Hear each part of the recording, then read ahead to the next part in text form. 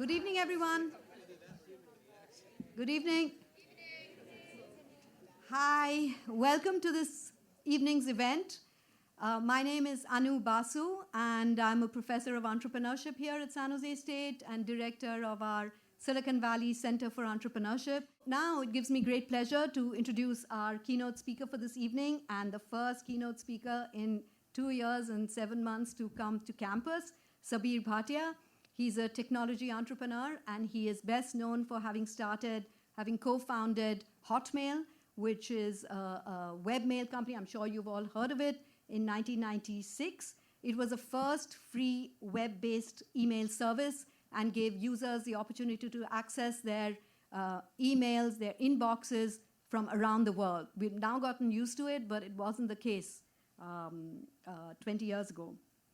So, as president and CEO of Hotmail, Sabeer led Hotmail until its eventual acquisition by Microsoft in 1998 for an estimated $400 million. He worked there for a year before leaving to start another venture. And since then, he has started a number of different ventures. That was Arzu, an e-commerce firm. Then he started a free messaging service called Jackster SMS, and several other ventures. And I think he had something that was similar to WhatsApp as well. Yep. And so he's worked on several ventures, and now his most recent is Showreel, which is a social video messaging platform that helps create videos, small video resumes that can be sent to potential employers. So employees can do it and send it to employers, and the same platform can be used by startups, by entrepreneurs to pitch their ideas. So he'll talk about that, I hope, this evening. And he was born in India. He earned a bachelor's degree in EE from Caltech, and then a master's degree from Stanford University. And because everyone here would like to know, our entrepreneur's educational background. So welcome, Sabeer, and over to you.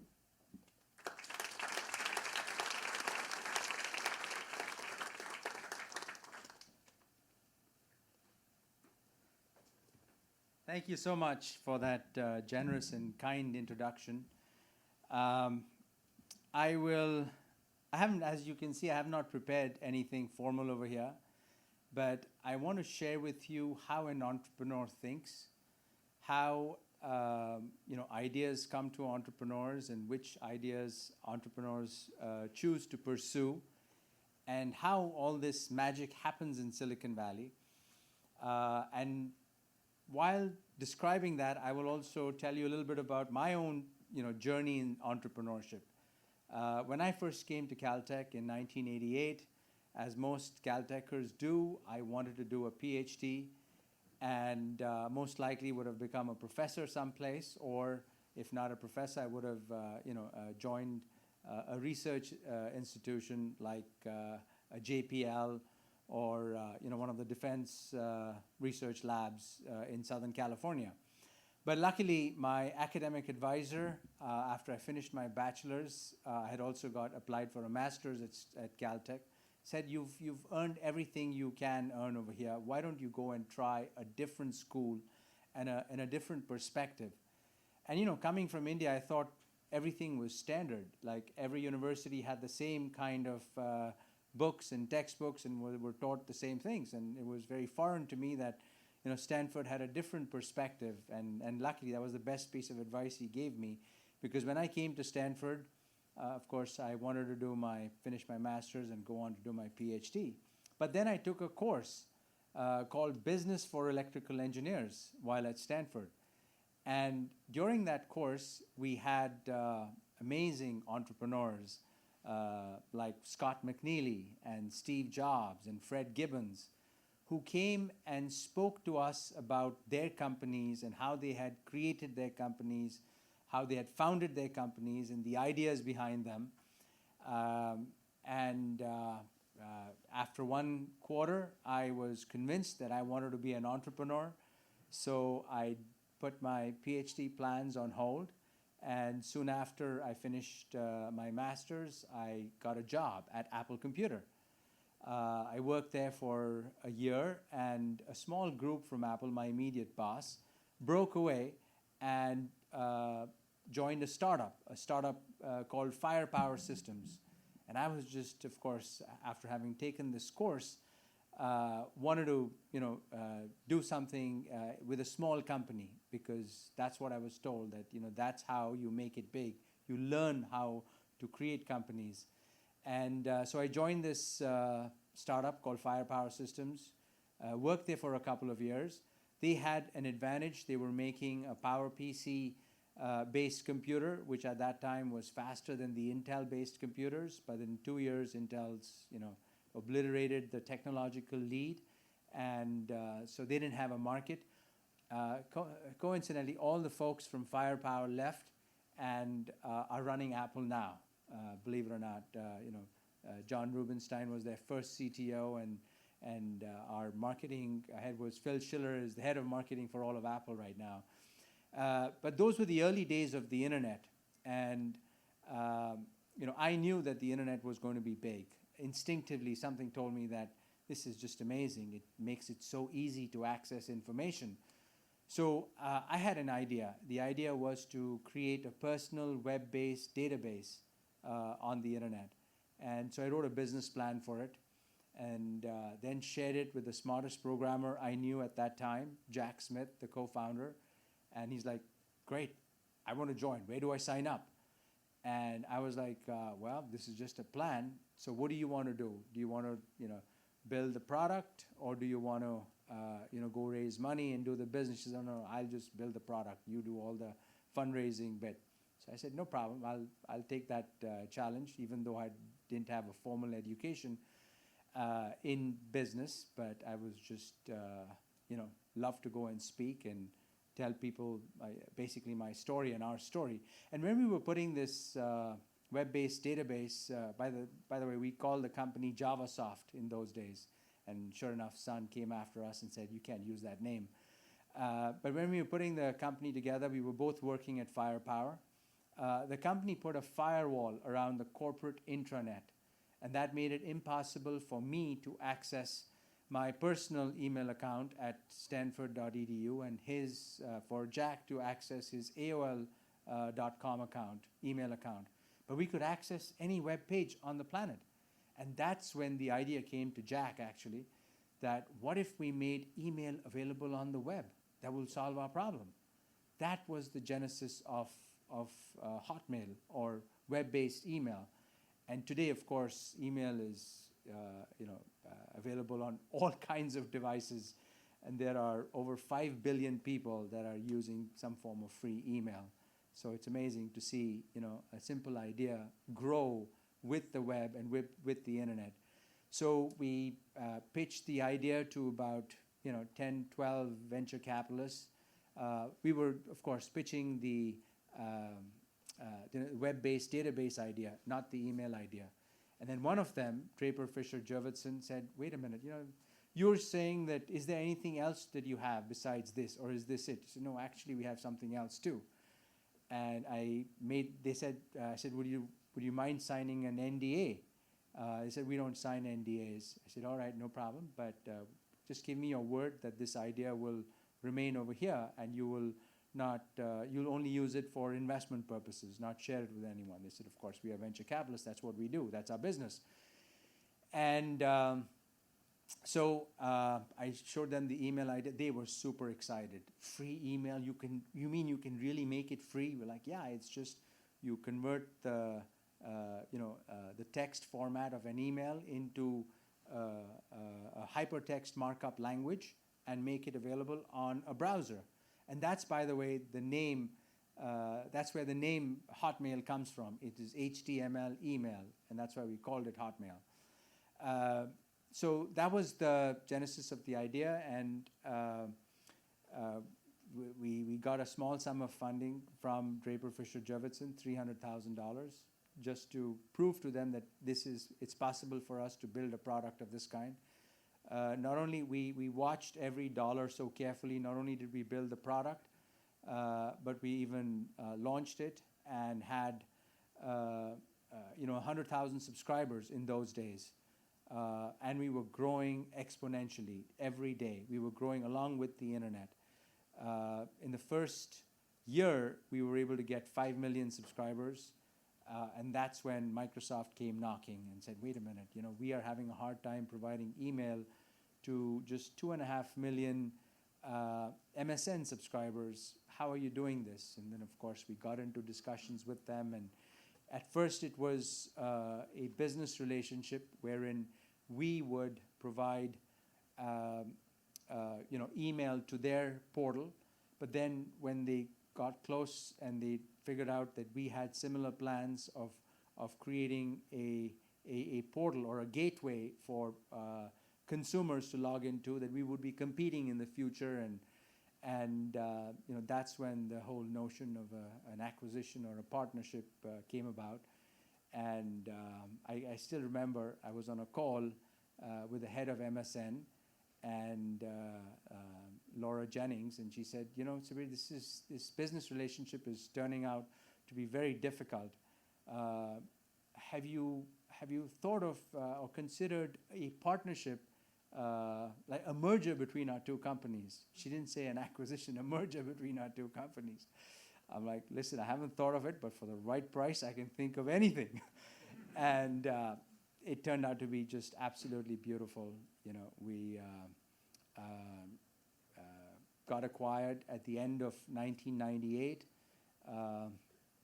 and sorry, at the end of last day of 1997. I'm sorry, and since then, of course, Microsoft it's a much bigger organization, and I was once again found myself kind of, I wanted to be in the startup mode. I just didn't like a big company kind of an environment where you just discuss things, everything moves very slowly, and that pace was just not for me. I just, have that fire. I want to do something new all the time. And since then, I've tried a number of companies. Some have been successful, some not so successful. But the one thing that I have learned from all of my successes and failures is the most important thing is to find a problem to solve. When I look back and I see all the companies that have become successful since 1991, whether it was Yahoo early on, and then Google, and then Facebook and Instagram and everything else, and Uber now. Technology is just amazing. It's changing at such a rapid pace, and today we live like in no other time in history, where there are 7 billion people on the planet that are all connected through devices. Even if they may not have laptops or computers, they all have smartphones. And so just making connections between people and solving some of their problems is just a phenomenal opportunity. It almost allows you to think of creating a new country on the internet, which everyone can kind of log into and learn from, or have their problems be solved. And that is an amazing opportunity, and that's why you've seen technologies like Uber and Instacart and a whole bunch of others just take off, because everybody has a smartphone today. And you look at what's the disintermediation that is happening in the cable business as well. Traditional cable is today, no longer a necessity, or a requirement, I should say. Today you buy your own pipe, and then even all the content comes to you in different ways. I mean, in fact, if you think of it, what we did with Hotmail was we split the pipe from the actual application, and we were the first application to put the application on the cloud. Today, people are talking about cloud being $1 trillion business. The first cloud app was actually Hotmail. So amazing time to be alive to do all these things. I'll talk to you a little bit about where I think the future is headed, and what the opportunities are, and I'll give you a completely out-of-the-box perspective of what I'm trying to do. completely crazy, but crazy ideas sometimes just change the world maybe. So I started Showreel at the start of the pandemic because I actually saw my then 8-year-old daughter effortlessly make TikTok videos. And I'm like, show me how are you making these videos? And for her siblings, these are all entertainment videos. I'm like, there's got to be a business purpose for making videos. So the original idea for Showreel was, can we make videos to help the 1 billion people that have been unemployed as a result of the pandemic, and help them get back on their feet? And rather than helping them make a traditional text-based resume, what if we had a little video of them? It'll be easier for them to get hired. So that was the original idea. So I, built an app, recruited a bunch of people to write the app, and kind of launched it, did a little bit of PR, and found very quickly that people are very camera shy. If you just put a camera in front of them and ask them to start speaking, it will not happen. So then I made another iteration of this to have it more of, to become a conversational app, wherein I ask the 10 most asked questions in any interview.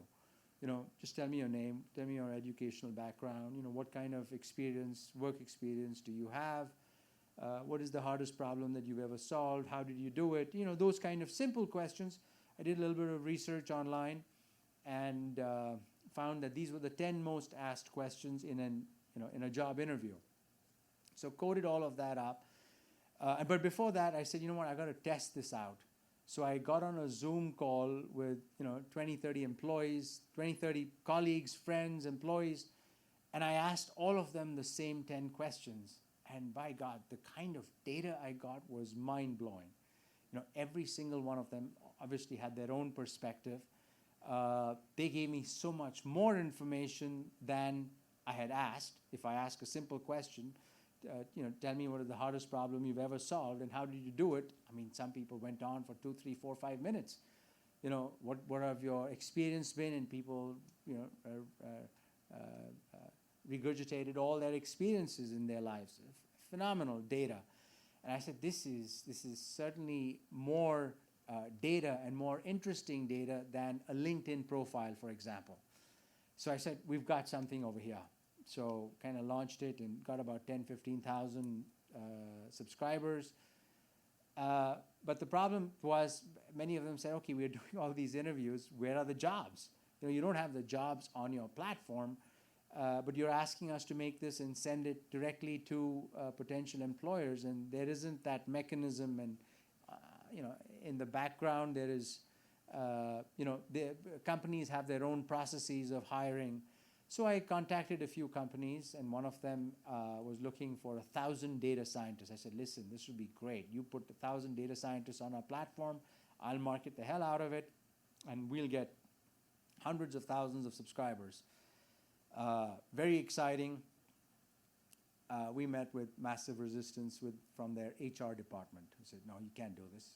What about us? I mean, what do? We just schedule meetings, schedule interviews, bring people in. You cannot do this. So, I mean, within a company, a clash between the HR and the hiring manager, I said, this will go nowhere. I can keep trying company after company, but I will not be able to get jobs on my platform. And yet the global problem today, if you look at outside of the United States, is that of unemployment. If you look at the rest of the developing world, there are 6 billion people, of which anywhere from 700 million to 1 billion people are unemployed. I'm like, you know what, this problem you cannot solve by traditional jobs and traditional manufacturing. You have to put a creative thinking cap on it. So, of course, I like to dream.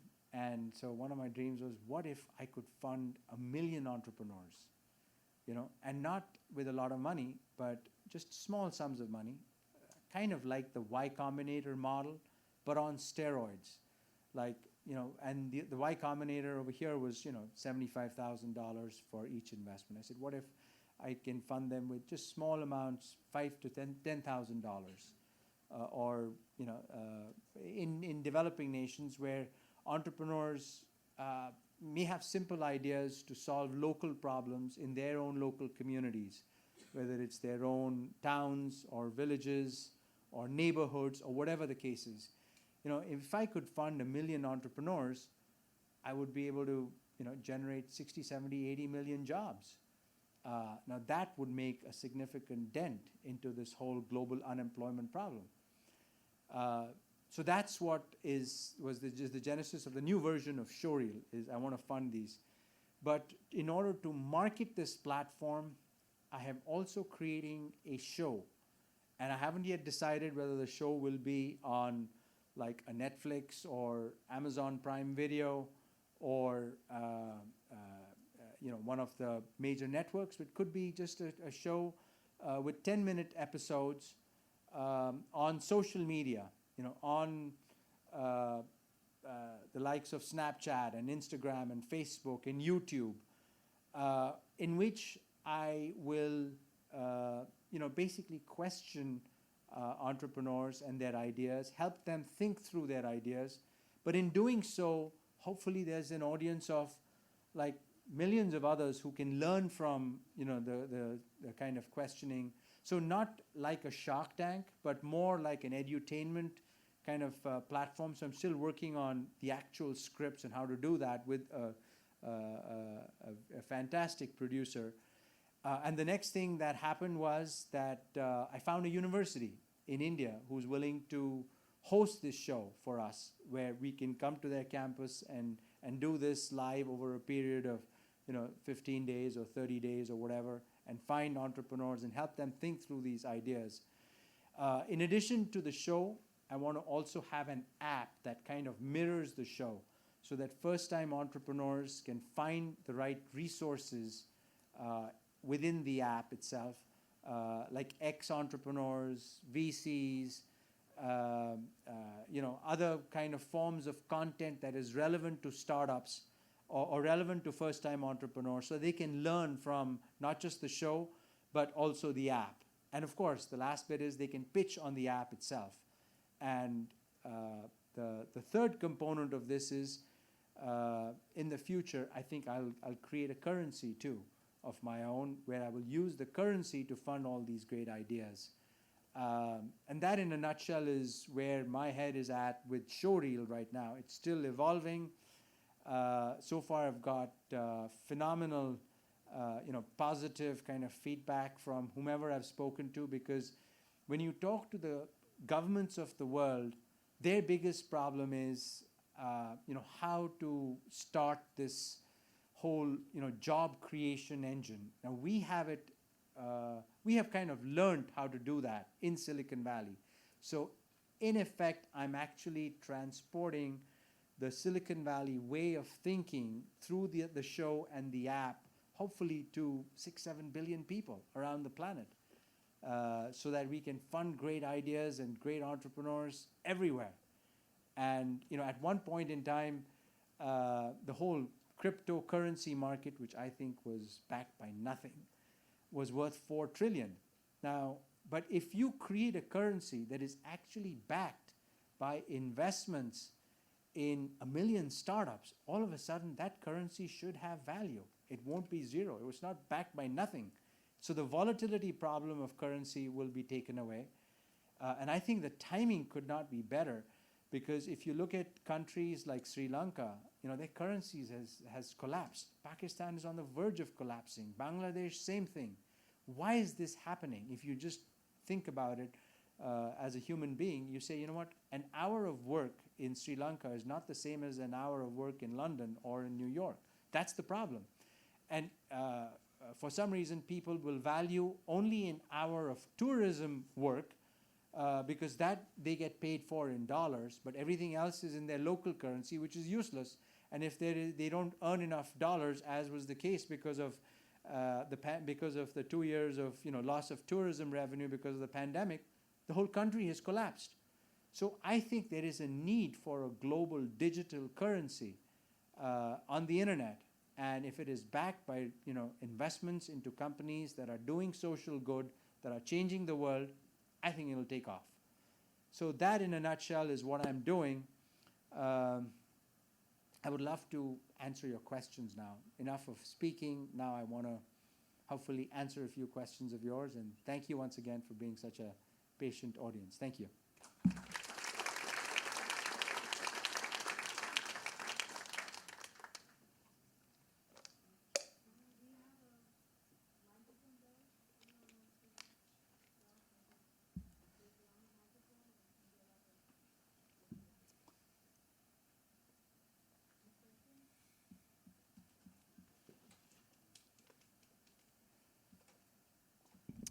Hi. So I got a question about networking. So naturally, you've met with a lot of people on your entrepreneurship journey. But how do you do effective networking and keep up with your contacts? Thanks. Any It's tips? a good question.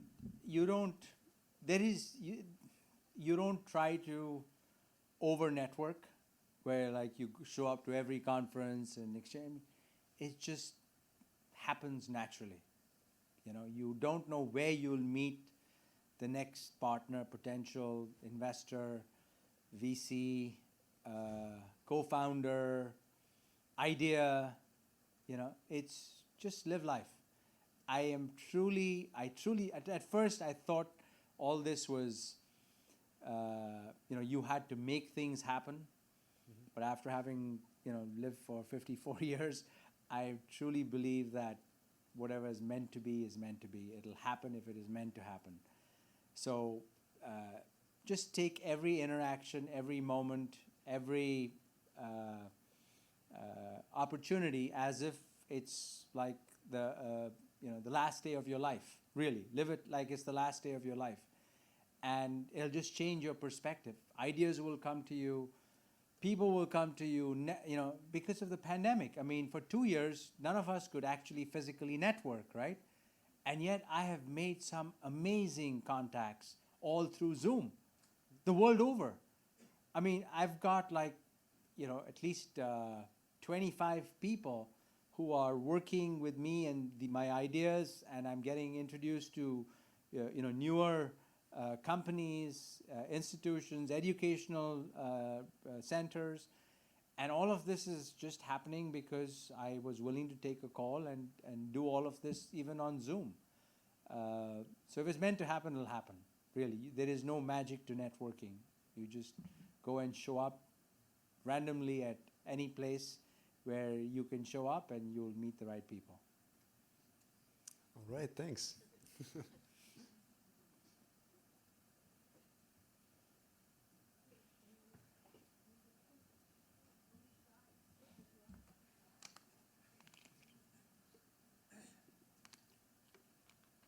Yeah, they seem to be a little shy today. I have kind of a follow-up question to that one. So I had a student ask me today, he was interested in a particular topic, and he wanted to know how to find out more about it, and it's kind of a networking type question. So I have my answer for him, but I'm kind of interested to see what your answer might be for the audience. So if any one of the students here or anybody had a particular thing they were interested in, let's say it was blockchain or metaverse or your type of pursuit, where would you recommend a student start connecting, looking for, finding other people, other ways, other information, so that they can actually maybe do something with that idea or find out more about it? What would your response be for something First like that? place, obviously, is educate yourself by reading up on it online. The resources available today online are just mind-blowing. It's for example, I wasn't particularly interested in this whole crypto field, but then I started reading about it, and then I started asking myself the same questions that probably 99% of the world, including Warren Buffett, asks. Okay, it's a good technology in that it keeps a conversation between two people cryptic, hidden from the governments. Nobody can snoop on it. But I get that it's a digital value being communicated, from one individual to another, some sort of perceived value, but it's all digital bits. What is the backing? I mean, okay, one thing is the number of coins or currency is restricted, but that's not enough. I mean, sure, it's restricted, but then you go back into asking yourself questions. How does the US government work? How do different governments of the world work? And you will find some amazing, glaring opportunities. For example, the US government in 1971 decided that it was no longer going to stick to the gold standard. That means it won't have gold, but it is trust in us. That whatever we tell you is the truth, is the honest truth, and we will run our own country this way. And then, of course, the Saudis bought into oil trade all through dollars. Other countries are still stuck to the gold standard. I mean, it's a physical metal, which some people can buy and sell. It has some value, but that's not really. So I'm like, there is a real opportunity to create a virtual country on the internet with its own currency that is funding ideas and doing good and making everything transparent through blockchain contracts. I mean, it's of course a utopian idea, but if you can pull it off, you will really have created a new digital currency. And I'm like, why not swing for the fences, right? A crazy idea, just go for it. Why not? That's why I'm pursuing it. But I picked everything up on the internet, literally. Then I started asking a few people who knew a little more. Tell me, how does this work? What can we do? And today we've got 2, 3 different companies that we are working with to use their blockchain technology. And of course, right now the whole crypto market is down, so we're not even actively marketing it yet. But once we start funding companies, initially we'll fund it with our own money and stuff. But over time, we're like, hey, listen, the audience can buy currencies, and you can use that currency to fund the companies of your choice. So kind of creating or recreating the whole financial system that we have all benefited from in Silicon Valley or in the United States, and kind of replicating it for the whole world, if you will, in a virtual way.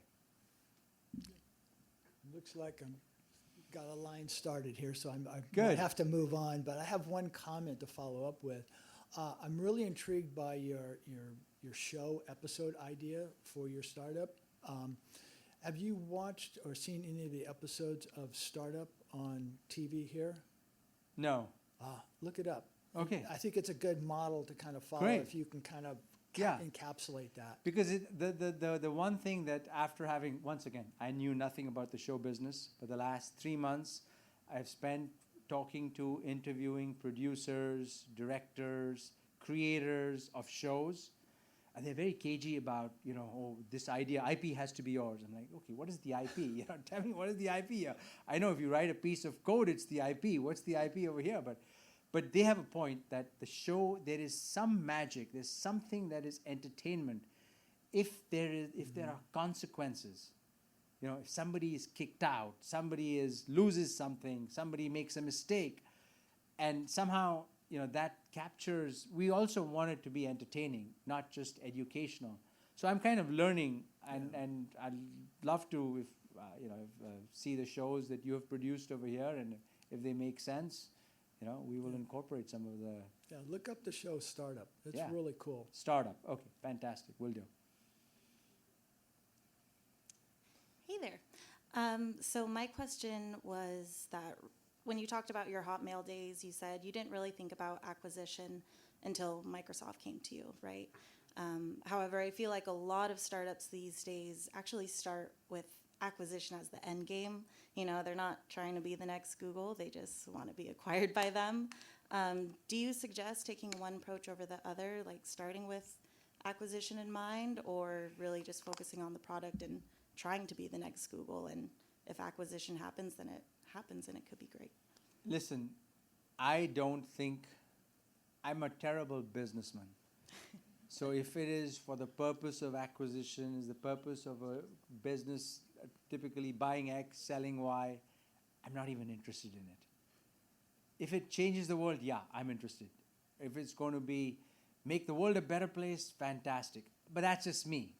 There is no set path for different people. I mean, I'm just fascinated by how ideas become, massive companies. And I was luckily privy to, I knew the professor who, took the two Google guys around for funding, and he didn't bring that deal to me, but he brought the next deal to me, and I would have funded them for sure.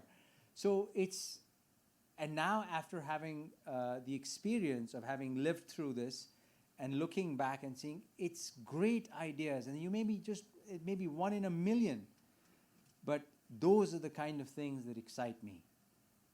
Not so much that let's do this and let's sell it to XYZ. That's not my cup of tea, but I'm not saying it's wrong. It's a different way of thinking about entrepreneurship. It's you identify a gap, you fill it, and you make the world a better place. So it takes all kinds to make this world go around, turn, I should say. But I'm not interested in those kind of ideas. Cool. Thank you. Hi, Sabeer. My name is Cameron, and I really enjoy reading books, and I feel like by asking you this question, everybody here can learn a little bit more about you and what interests you even after you've left the room.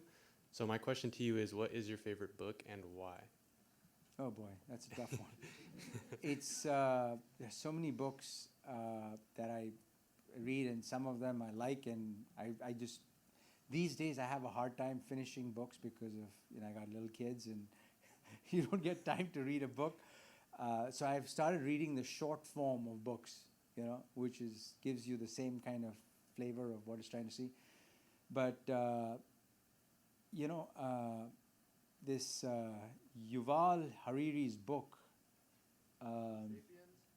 yes, that's the one. I mean, that was phenomenal. I couldn't put it down. It was like 300-400 pages, but very fascinating into psychology of people, minds, So there are a few books like that just occasionally come by.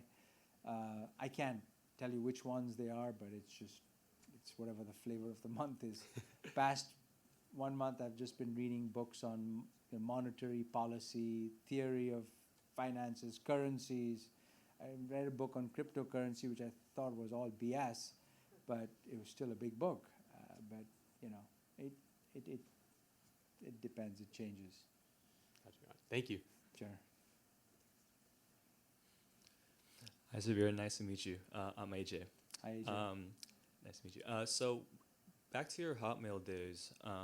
My question is, during the whole startup phase for it, what were some of the challenges that you faced? And I know it was more of it was a 2-person team that you mentioned earlier. I think a little bit more than that, but what were some of the challenges you faced, and what was some of the things you did to go over those obstacles? So the challenges one was it was a magical journey. Having said that, the challenges obviously were,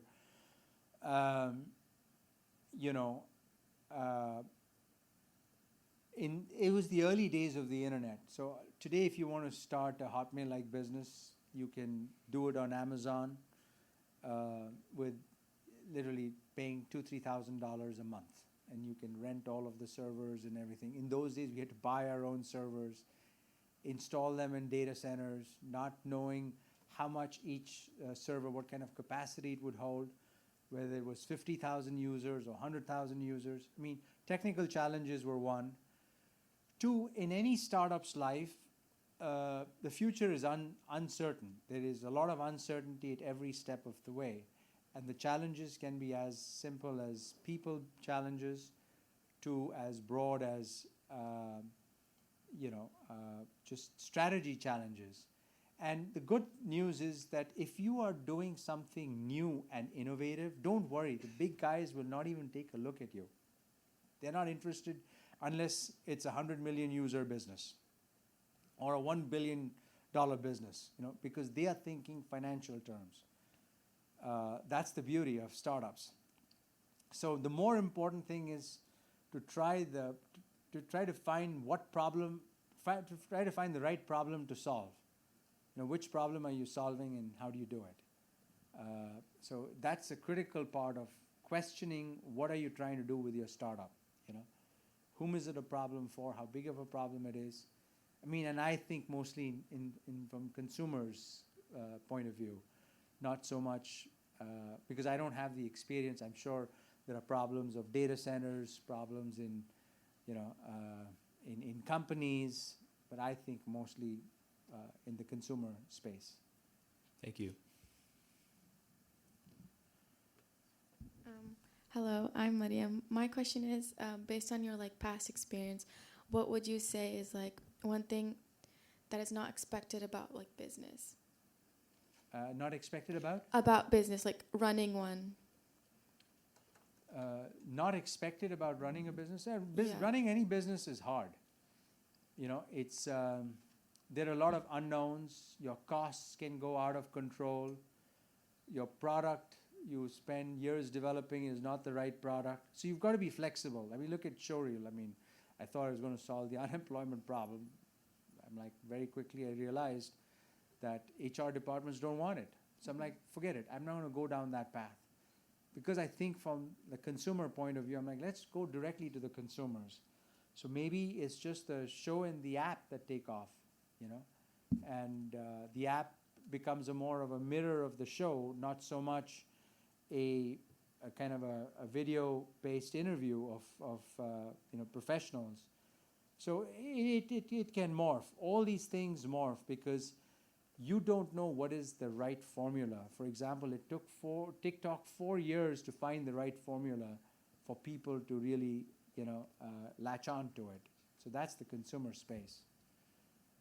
So I don't know. I can't point out what are the problems. You have to be ready to face anything. It could be finance related, could be strategy related, could be market related. And ultimately, you've got to use your instincts to get over those. Thank you. Sure. Hello, it's nice to meet you. Thank you for. My name is Kasia. I'm from a EMBA course of from Poland representation, and it was nice to hear your speech. I'm curious about the business handling and the idea. Can you share with us your example how you handle sink cost recognition?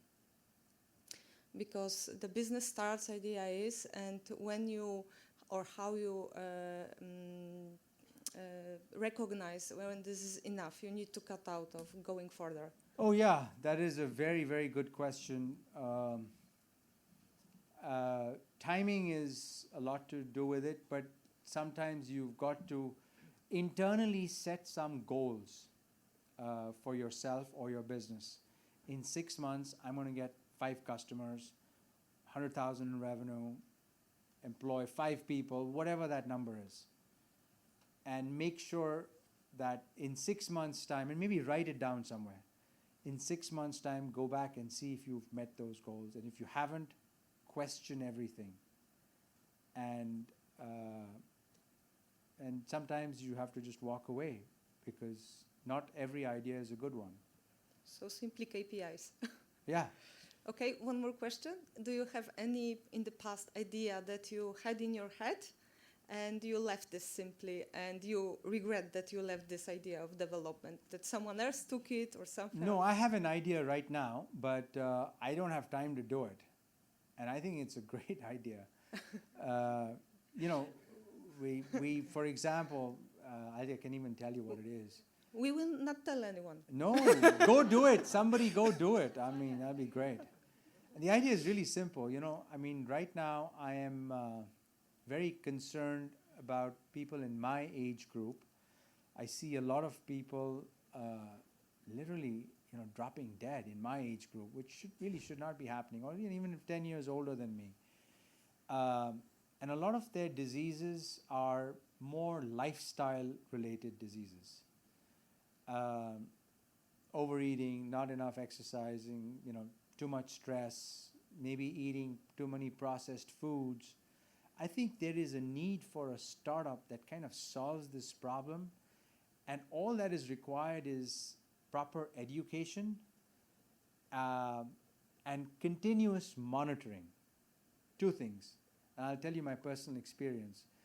At the start of this year, I've been working out ever since I was 20, but I measured all of the internals of my body and found that I was unhealthy.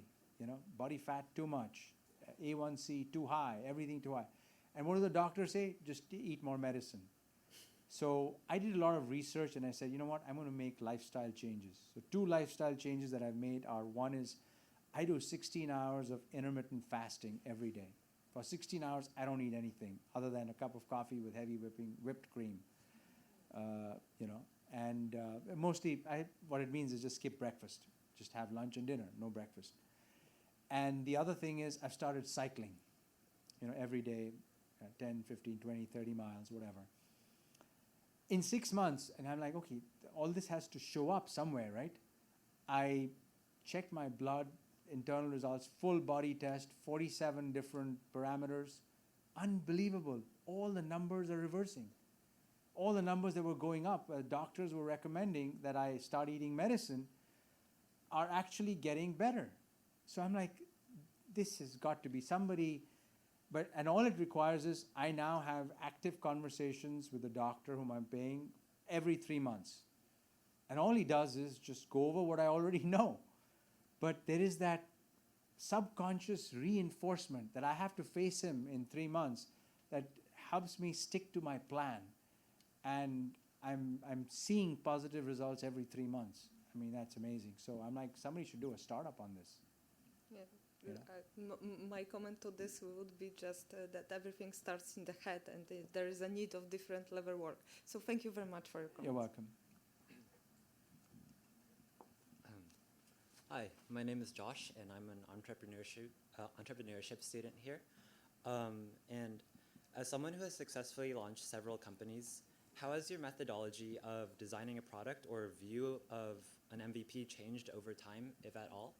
And a secondary question is, how did your approach of starting Showreel differ from Hotmail? It didn't differ much. It's just crazy thinking, crazy ideas, because I didn't tell you another backstory. I mean, literally 18, 19 VCs turned us down because in those days, they're like, why are you giving email for free?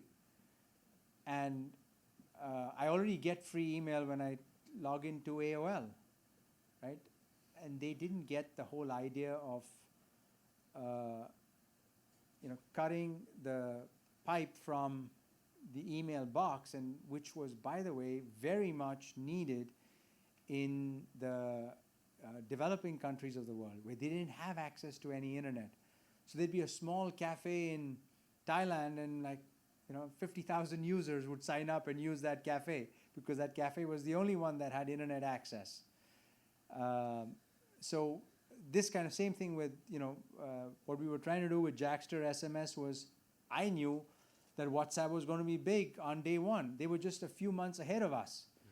But the idea that I had was international texting costs 50 cents. I'm like, come on, it's like sending an email. You just have a different app, right? So if you have the app that sends the same text message through, through the internet as opposed to through the telecom network, you've accomplished the same end result, and you've exchanged information, and it's free. The whole world will take it, right? But then the question was, what is the business model? Don't worry about the business model. WhatsApp didn't worry about the business model. That's why they just grew. And so first thing is, in the consumer space, the first thing is, the hardest thing is getting people to use your product. There are over 1 billion apps, right? So you've got to have the right app. And that's why I'm thinking that it's not enough now to just have an app with a show, but have a real show that markets the app and the show, so the two become one, which I think if we do the show right and get the right networks to distribute it, we do stand a chance. Got it. Cool. Thank you. Sure.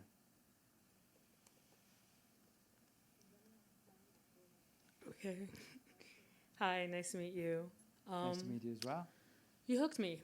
I'll buy it. What's the timeline for digital currency, this digital currency plan? Are you is this a lifetime pursuit, or is this like a 10-year pursuit? Are you going to change our entire society within the next 15 years and it will be a Black Mirror episode? What's happening? It's I'm at least so a 10-year. curious. It's at least a 10-year Okay. Horizon, and I think we don't feel it as much because all of us here, we trust the US dollar, right? Today you go to at least 2 billion people on the planet, they don't trust the currencies of their own governments. Mm. I'm like, that's an opportunity. You create a currency that is backed by companies that are doing social good. Slowly but surely in 10 years, you'll find a lot of people switch over. How are you going to convince them, though, if they still are abiding by the gold standard?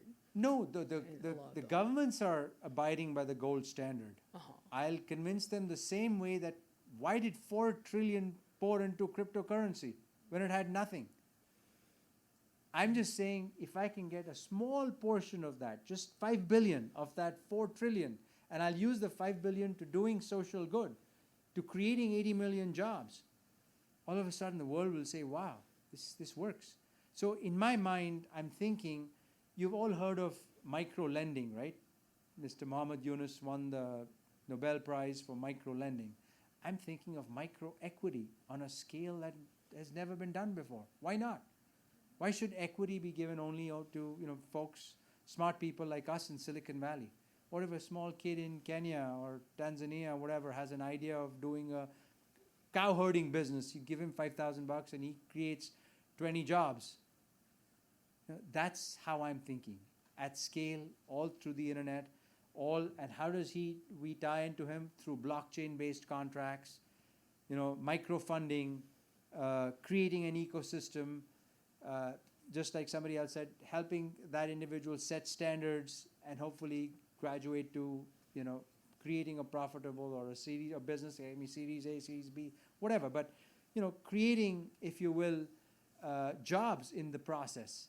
And where does the money come from? All of the come from the cryptocurrency. All of a sudden, all those people who are shying and running away from crypto right now may say, hey, wait a minute, this is a real currency that's doing good.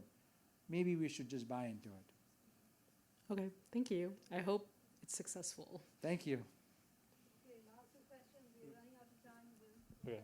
Hey, I'm Will.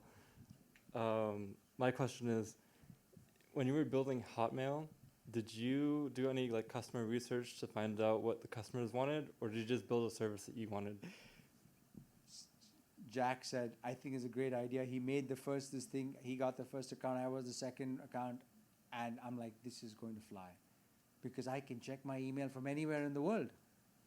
I traveled to India. I logged onto a browser. I checked it from there. I'm like, the whole world. So really, it was instinct, not so much market research or market validation. But just to add to that, you are doing that now, right? That's what I'm doing now, too. Thank you. Hi, Sabeer. Great talk. Could you briefly share some lessons that you took away from failed ventures? Sure. Did they sort of tell you to walk away, or you're motivated to work harder to find the next earth-shattering invention like Hotmail? Some key. Yeah, I mean, the thing is, sometimes you're on the right track, but the timing is wrong. At other times, you really have to trust your own instinct. And the one thing I'll tell you is, it's hard to describe. And now I've studied and thought about companies and stuff, it really comes down to just one individual, the guy who's running the show. You cannot let other people's ideas pull you down, because traditional, at least in the space that what I'm operating in, you cannot apply traditional metrics and traditional things. You really have to think outside of the box. You just have to imagine whatever you can and try to make it happen. And of course, it may not work. But when we were pursuing the whole Jackster SMS idea, we were behind WhatsApp, but we were catching up very fast to them. And I just didn't have the right partners who believed in that, because the number one question, what's the business model? And sometimes, as luck would have it, you meet some folks, investors, who just talk of traditional business model.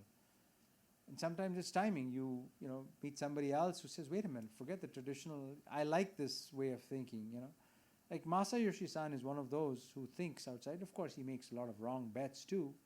But you have to, in this space, really imagine a future that does not exist today. And if you can imagine the right future, you will be super successful. And success is not, I'm also living by another kind of personal philosophy that I don't have to be successful anymore. I just have to, satisfy my inner calling that I've given it my best and that this idea is good and that I'm at least hoping to change the world and make it better.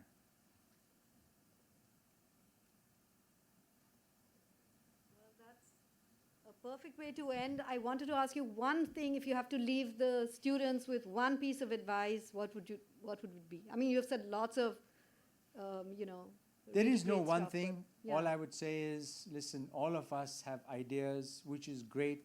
Keep thinking, keep dreaming, because from dreams come great ideas. They don't come from studying or reading too much. They really come from from imagining things. And then, of course, doing is another thing. You have to go do it too. But you've got to imagine it first. And once you imagine it, then you automatically figure out in your mind a path to getting there. And then pieces just fall in place. Okay, well, thank you so much. This was... Thank you. Thank you all.